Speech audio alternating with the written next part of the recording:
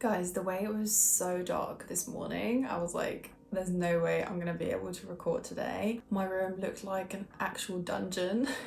But luckily, I've got a little bit more light now. Welcome to another video, and today is all about exploring movement from different angles, maybe from a slightly more spiritual side, slightly more emotional side, and just see where it takes us. Movement is something I've always been involved with. I've been constantly moving since I was like 10 because I was doing tennis for a while, and now I'm venturing into Pilates. It's definitely something that I've observed and explored from different angles. So I just want to summarize some findings that I've researched as well, and just talk about movement, all that it can offer, all that it can make us understand about ourselves, because it really is a journey. It's, for me, like, my relationship to movement has changed so much over the years, grown through with me with the different versions of myself. So starting off with a more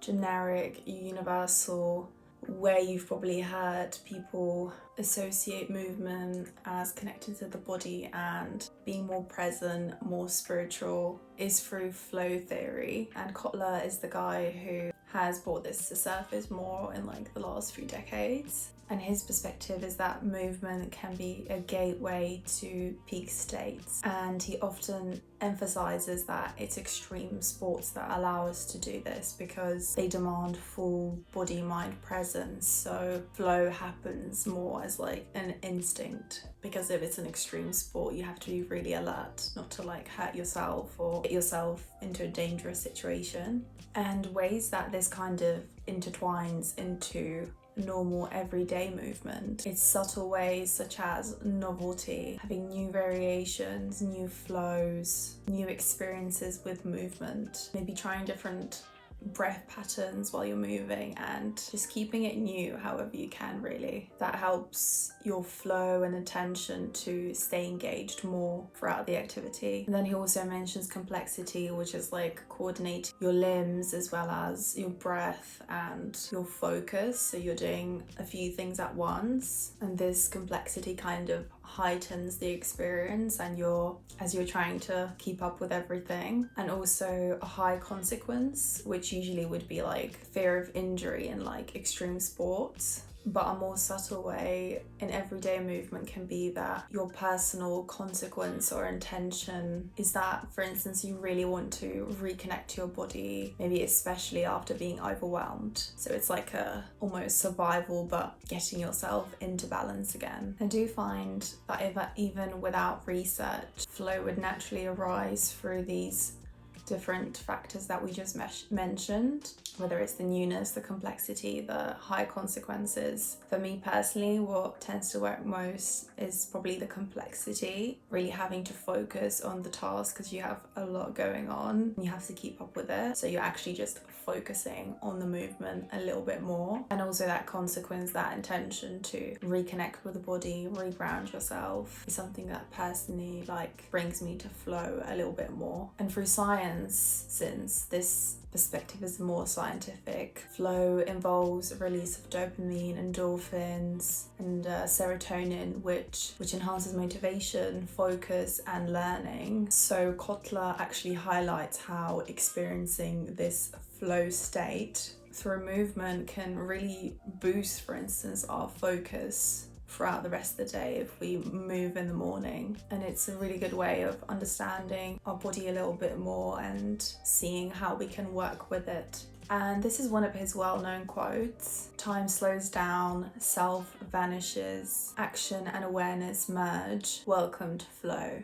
And what stood out to me from that is a kind of impression of time slowing down when you're in a more flow state. It does really help with being a bit more grounded, a bit more focused, because we're constantly distracted and paying attention to so many different things that our focus becomes more dispersed. But with slowing down, our focus becomes more whole and intentional in a way. So I find that slowing down really helps to ground myself, especially when I don't feel like slowing down and I just want to get on with the next and then the next thing, to just go on the mat and dedicate time to that and allow myself to slow down in the body and the mind can be so useful for the day. And building more towards a spiritual example, like I said, starting off easy with something a little bit more factual, scientific, and now going towards more spiritual, which I feel has even more fact behind it, especially when it's been practiced for like thousands of years, like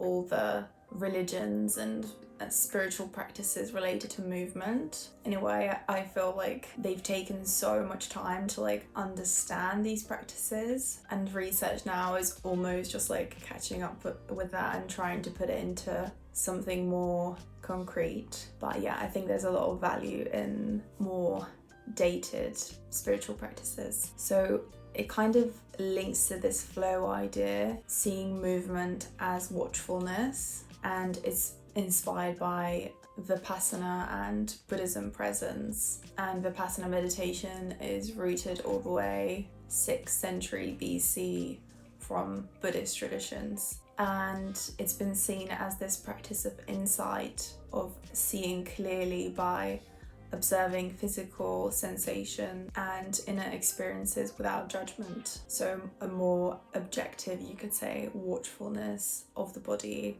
as you move.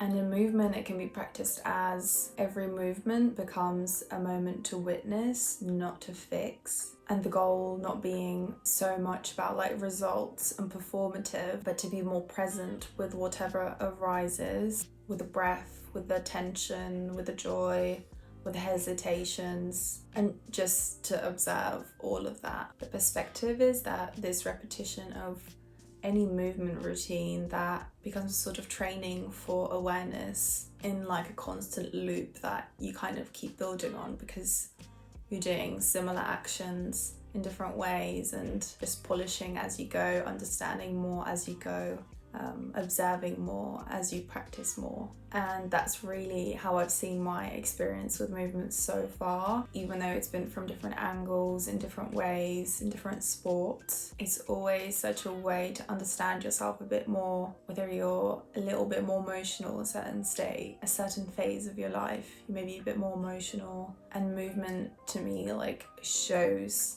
how I am a little bit more clearly. And this famous phrase from Zen Buddhism, when walking, walk, when eating, eat. This sounds so simple, but definitely isn't. And to me, it really highlights how certain actions, when repeated, can really be a way of anchoring and experiencing whatever we're doing more fully. Because again, most of the time, our attention is not focused, it's dispersed. Usually it's so hard to just go and walk and just walk with all our attention without our thoughts or emotion interfering. Like we might be walking and then suddenly be in a situation of what's happened or what we want to do, which isn't us walking fully. So by repeating movement practices such as walking, running, climbing, whatever it is, we are also connecting to this watchfulness, and our attention is also being trained in a way. And to me that makes movement so much more, because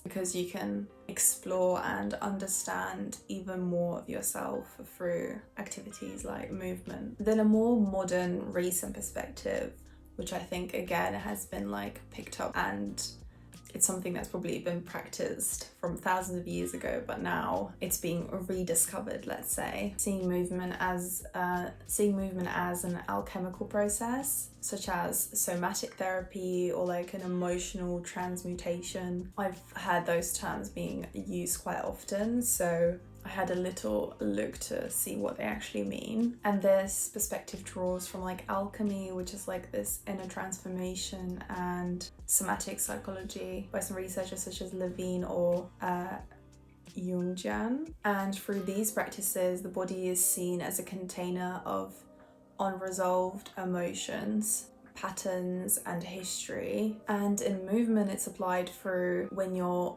moving, you sometimes can release what words can't even reach. Maybe emotions like anger, grief, numbness, restlessness can be shown through the body and the emotions that are constantly moving inside of it. And with this, instead of you perfecting form, you're tracking your shifts in feelings and what feelings surface. Your breathing, your impulse, your reactions, and movement being a way of energy and emotion transforming through breath, resistance, pressure, shaking. This last perspective feels a little bit more analytical version of the second one, because you're tracking and you're analyzing a little bit more like how your emotions and energies are, which is just slightly different ways of doing things, and everyone has preferences. I think for me, the second, more Buddhism perspective relates with like more just watchfulness, even though I'm not against like writing things and journaling here and there as well. I think there's something really helpful about watching your state, how you are, maybe a little bit more objectively, and when possible with less judgment. So by exploring these perspectives about movement, it shows that movement holds so much more than just physical value, and it's so good to experiment with these different practices, because especially if it's something you like to do often, you can see it in a different way, maybe grow a better relationship with movement, and also find it more as a tool to understand yourself a little bit better as well. And it can be such a tool for listening, healing, and grounding yourself, and to me has a lot more to offer than just strengthening the physical side. But I think in order for movement to be practiced with these different intentions in mind, it's really something that has to be explored through experience and discovered in our own lives, because it is so different for everyone and everyone can connect to movement in different ways. So let me know what movement has been feeling like for you lately. Let me know in the comments below. I'm curious about any discoveries or anything that you've noticed lately. And I'll be back next week with the next part of this movement exploration series, and maybe I'll dive into a little bit more of my journey with movement and some things that I've tried so far and what I feel like movement has done for me. So don't forget to like and subscribe if you're liking this content, and I will see you in the next one.